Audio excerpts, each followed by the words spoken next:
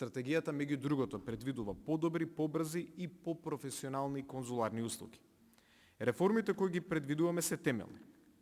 Нови закони, јасни процедури и функционална меѓуинституционална координација. Дигитална платформа за услуги, достапни 24/7 од било која држава во светот. Електронски потписи и електронски формулари, следење на статуси на барање.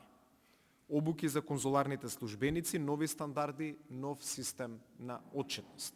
Систем за редовен диалог и повратни информации.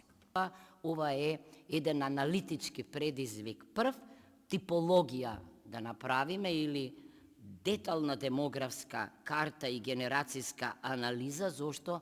За да имаме соодветни јавни политики.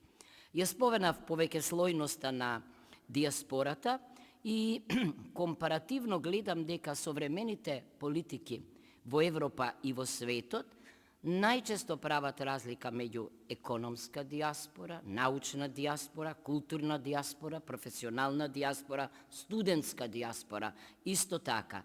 И мислам дека во иднина и ова треба да го развиеме.